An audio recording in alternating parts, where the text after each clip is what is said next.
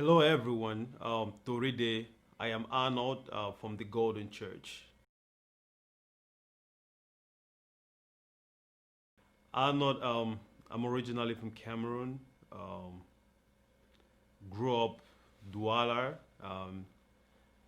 been to school Cameroon, Bamenda, Yaoundé, and eventually I came to the US. I've been around for a while now. I'm a pastor. I'm an entrepreneur. I'm an investor. I'm a business coach, and I'm the lead pastor of the Golden Church. The Golden Church, yeah, actually, the Golden Church. What the word "golden" mean? It's a word that was derived from the Bible.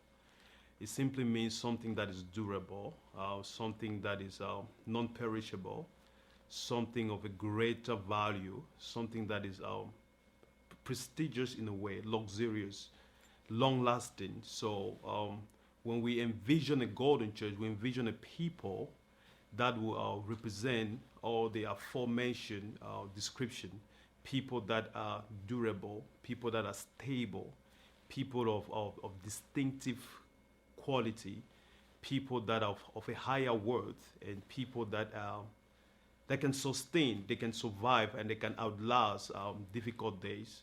So pretty much that's what the golden church represent to me, and it's derived all from the Bible. For now, we just started. We are online, but we are working seriously with my team.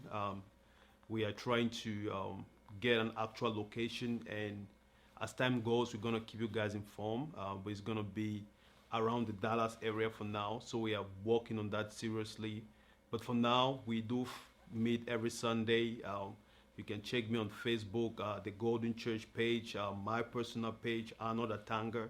We do meet every Sunday in the morning, 10 a.m. in the morning. Wow, that's a good question. I remember there was a time, actually, I was having a conversation with somebody. We are just debating about churches, what could be done better, and how things could be improved upon. And somebody asked me, so Arnold, it seems like you have a lot of things that you think or you see that could be done better in the church. Why don't you go do it? So to me, the Golden Church, what makes the Golden Church different apart from all the other churches that we have out there? First of all, the person, the vision bearer of the Golden Church, which is myself, I believe I'm different.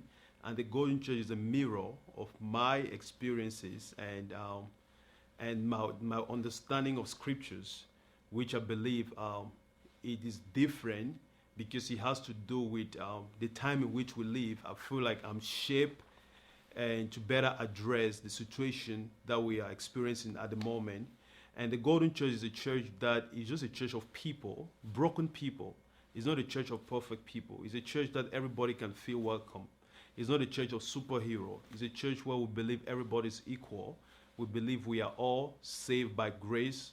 We do not merit salvation. It's a church where everybody is welcome and we understand everybody have issues and we understand the need to be vulnerable, the need to not just to put a facade. We understand the need to be real people that are being loved by God, who does not judge them based on their wrongs and the things they've done. So those are some of the things that will set the Golden Church apart because we are people, real people that we're open to everyone. We understand the human, the brokenness and the frailty of our human existence. So, but we believe that God loves us in spite of our weaknesses, and that is where we gather. We created a place that people of such could feel welcome. But when it comes to how do we separate ourselves from other people, first, I think we're going to try to go back to the Bible. We're going to try to be a church that exemplified what it actually means to be a Christian. A Christian, somebody who imbibe godly values. Values as being loving. Values as being merciful. Values as work ethics. Values as integrity.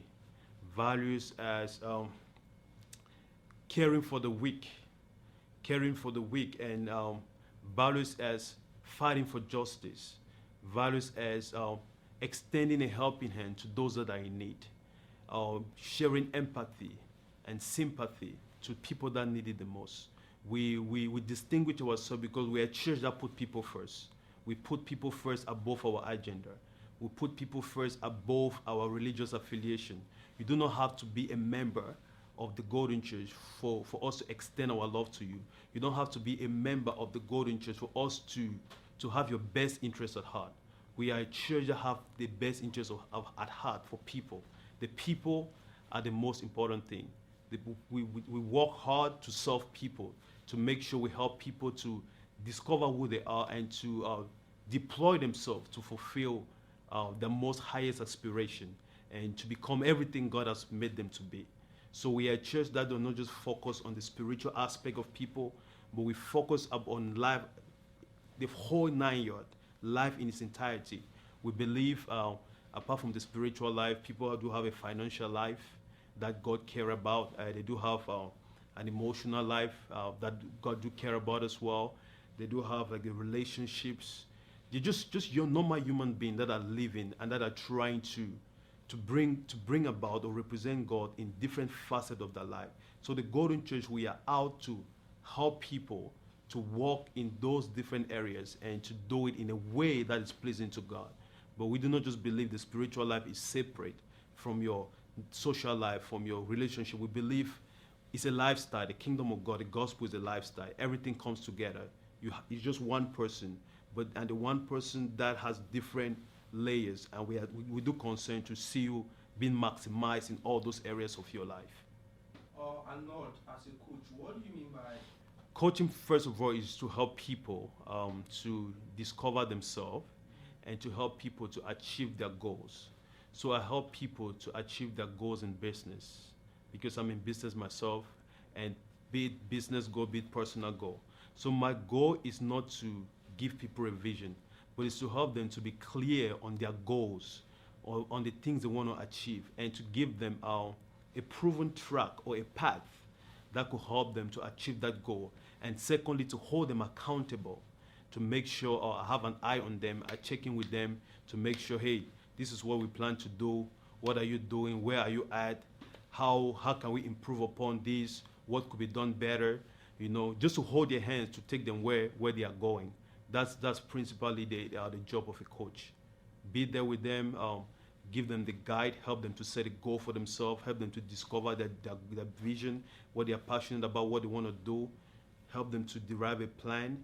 Then you follow them through to execute that plan so they can achieve the result that they desired.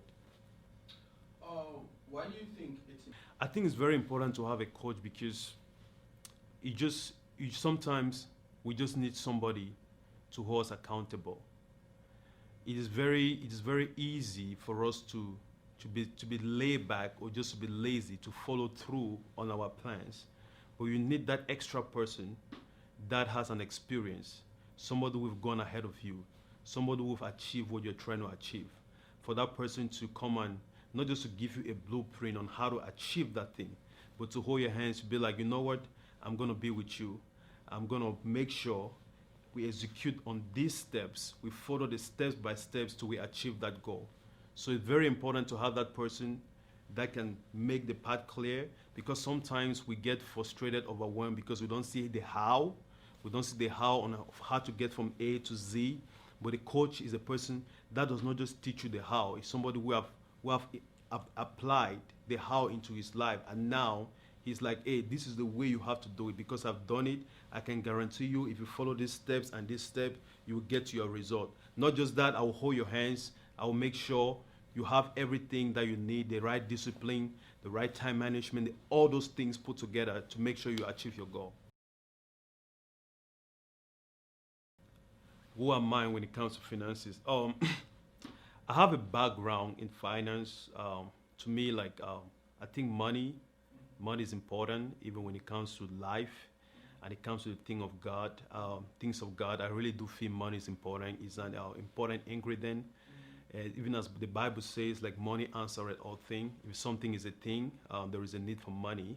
So with that understanding, and I also realize a lot of people don't have knowledge when it comes to money. A lot of people don't know how money works. So I wanted to learn a little bit more on how money works, since it's an important component into the human existence. So I wanted to know how it works. So not just to make enough for myself to help other people, but to teach other people how money really works. Because people are not really taught. You go to school, they don't teach you how money works. The school is being structured to get people to get a job, but people are not being taught how to make money. Not just make money, how to make money work for you, so you can do the things that really do matter. Because we are not born to be in service to money, but money is meant to be a service to us. It means we are not. It's not normal for us to exchange our time for money, but money, or rather, we should exchange our time for knowledge. Then money should be the byproduct of our intellectual property. Money should be the byproduct that comes to compensate us for our value proposition. So our time should be exchanged to add more value to ourselves rather than having money. But you will not get to that place if you are still in the mode of survivor, where you're just trying to make money to survive. But if you've gone past the state of survivor, then now you are living now for something bigger, then money becomes a servant to you. Because now you don't work for money, money works for you. And your value proposition, it allows you to to command a certain amount of money in the marketplace. But you use your time now, you have more time, you invest the time to develop you, to add more value to you. Because the more value you have, the more you're going to increase your net worth. I think it's really important, like I said earlier, is something we cannot ignore. It's something that is indispensable. We all need it for everything. It answers all things. If something is a thing, we're gonna need money. We're gonna need money just for good health, to take care of ourselves better, to provide for our children, and to keep wealth for our children. And that is something that is being overlooked within the African community, so to speak. The whole cultural ideology is like kids work to provide for their parents, but that is not how it's supposed to be. Parents ought to work to provide for their kid, to make their kids' life better. So all those things will not be achieved without the importance of money being emphasized. But once we understand the importance of money, not just the importance of money, but we know the how and the different way to get money, not just getting a job just to survive, but to learning how to make money work for you by various investment vehicles that will put you in a better position, not just to provide enough to take care of yourself, but it will give you enough resources to live for your children's children. By so doing, we break the cycle of poverty and we introduce the next generation into a cycle of wealth where poverty not becomes an issue. I always say, they say money is the root of all evil. The love of money is the root of all evil. I think the absence of money is the root of all evil. Because when money is absent, people live for money, and the only goal they have is to go after money. And because they have that goal, an obsession towards money, the other important things like integrity, honesty, transparency, just values that govern money, those values will be thrown off the window because they want to get money. Money becomes the end. Money becomes the end, and they will do everything. They care more about the end than the means. They will do anything to achieve that end. It doesn't matter if they use unscrupulous means or means that are not beneficiary for the society to get that money, just because they are broke, they grew up in an environment of insufficiency, so money became an obsession. They are striving just to get money, and they will put other important values that is needed for the society, like what I mentioned earlier, like integrity, fair play, transparency, honesty, and all those things to get money. But if they had money, they will understand, I'm not living for money. These values are more important than money.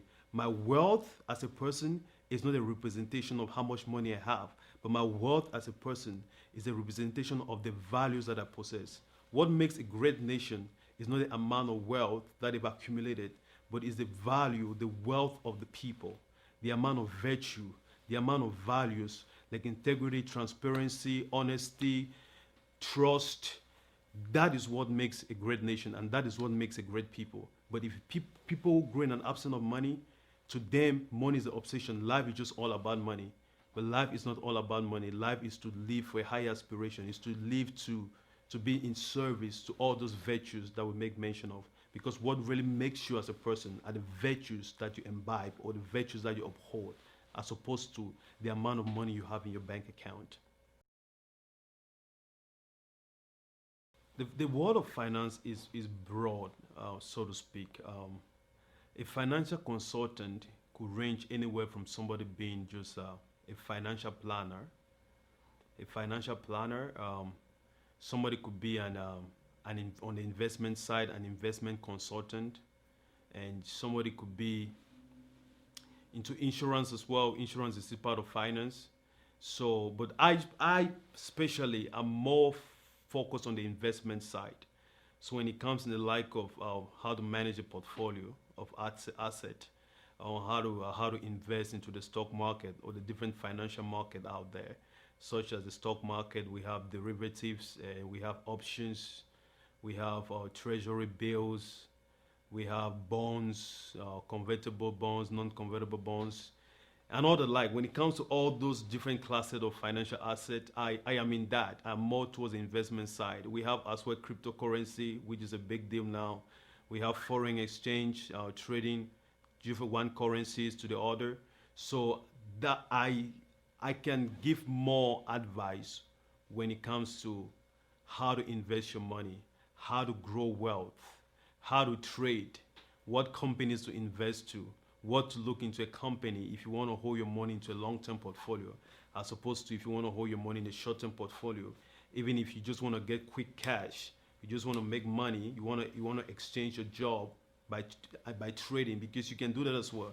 You could trade and make quick cash that could help you to take care of your basic necessity. But if you want to do something for the long haul, for the long term, there are different investment classes you could invest into.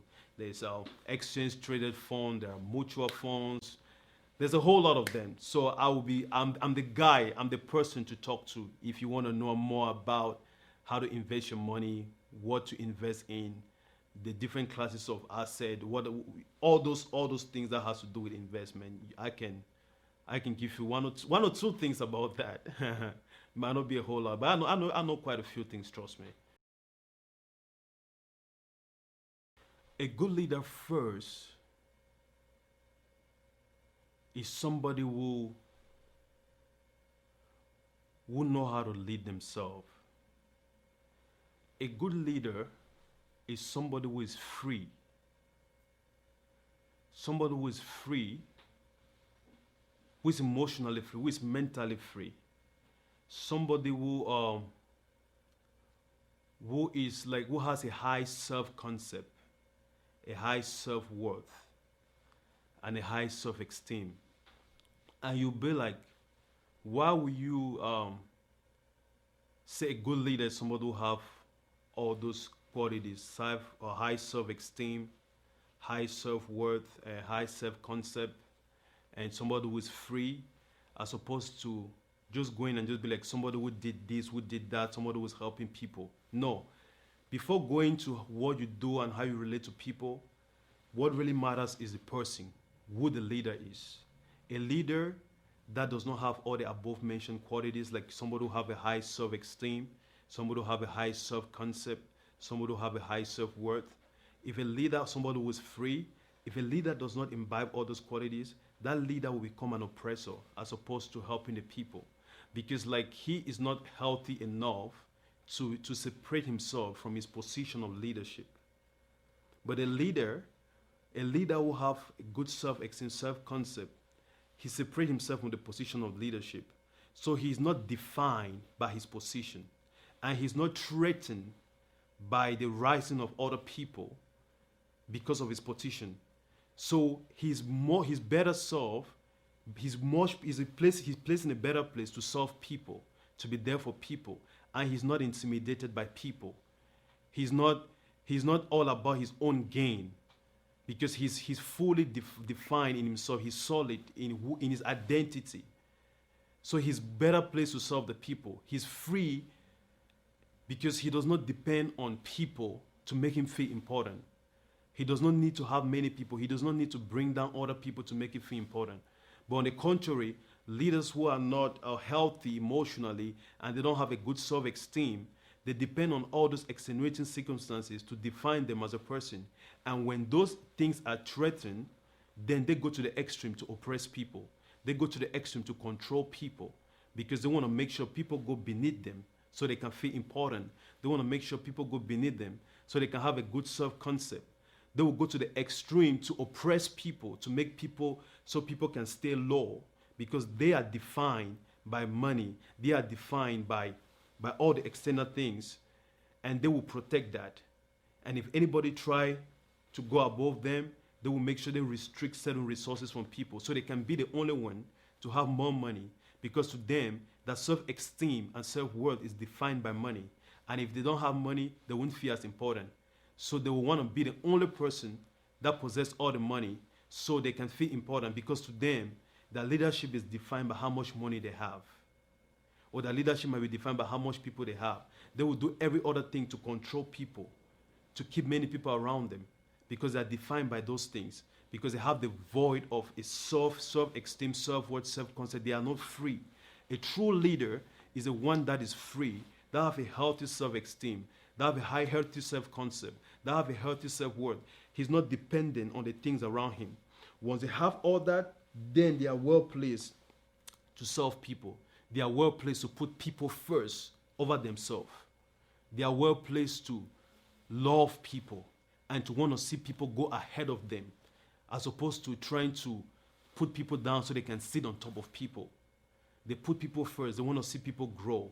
They want to see people they want to see people discover the best version of themselves. They want to enlarge people. They want to multiply people. They want to be there for their people. They want to service their people. But when the leader is a slave, woe unto the people, because he's going to be the contrary. If a leader is a slave, he's not free, he's going to oppress people. He's going to make sure everybody goes down so he can be the only one on top. Because to him, if people go above him, that's a threat to his leadership. Because his leadership is dependent on all those things. But a leader who is free, he doesn't care about that. He knows, like, the more people go ahead of him, that makes him more as a leader. He knows he's not defined by the shine or the glory of other people. He knows we can all be great. I don't mind if I'm sitting in a room and you're greater than me. We can all cohabitate together. We can all be in a place of greatness, because I'm not dependent on you for my significance. I'm not dependent on you on my value. I'm not dependent on you for my self-esteem. I'm separate from all these things. We can all grow and become better together, as opposed to me bringing you down, me restricting you from certain resources or certain information because I'm trying to protect my position. I'm trying to make sure I create an aura. I create like a presence around me that is different from anybody else, and to protect that presence, because I'm defined by all those things. But you have to be single. You have to be single. You have to be defined within yourself as a true leader. A true leader starts with a person that have developed themselves and they have a high self-esteem, high self-worth, high self-concept. They're emotionally free. They're financially free. They're mentally free. So then they can service other people better. They can help other people better once those things are achieved. First off, I want to thank you thus far for trusting me, because I've had a lot of people just of a sudden, our programs have been viewed by a lot of people, and it's just been like almost more than a month since we started. I've been behind the scene for a very long time, and I was just taking my time, and now is the moment. What I really want to tell you is like, thank you for trusting me without even knowing more about me. It takes a lot to trust an unknown person. With everything happening right now, there's a lot of integrity issues, credibility issues. So it takes a whole lot for anyone to trust somebody for the very first time, especially when it has to do with God and ministry and all the like. But you guys trusted me, and that to me is a big deal. And I'm going to strive every day on my part to make sure the trust that you guys give to me is not taken for granted. I'm here to serve you guys. I'm here to discover myself. I'm here to grow. I'm here to get better every day, because I want to make sure I give you guys great value. Every time that you come, You follow me through be it finance, be it business coaching, be it entrepreneurship, be it ministry. Whenever you get close to me, I want to make sure I give you so much value, and that when you leave, your life will not be the same. So what I'm going to tell you is like the future is great. This, we are just getting started. There is no limit to what we can do.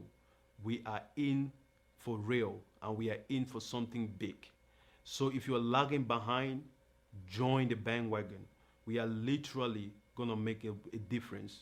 And it's not just going to be me, all of us, because God created each and every one of us with unique potentials, with unique giftings, and we're meant to unleash those potentials in our generation. And you don't want to be left out of it. You want to make sure you are part of a movement as such that will help you to discover who you are, discover your abilities, and give you the forum to deploy and to express who you are in the world, because there is more potential in your future than what you are at the moment. So there is greatness in your future. There is potential in your future. Don't give up. Don't let anybody look down on you. You might not have it all now, but guess what? You have it within you. You have it within you. In a matter of time, as we work together to sharpen each other to get better, you're going to realize the immeasurable riches that you have within you. And your story must be heard. You will not be left behind. There is a place for you in the world. It doesn't matter your background. It doesn't matter if you didn't come from a privileged position, but there is a stage for every and everyone in the world. And your name is needed in the history of mankind, in the history we are about to create. The history we are creating together, your name is part of that history. So rise up to your feet, pull yourself together, and we will fulfill the plan of God together in this generation. Thank you.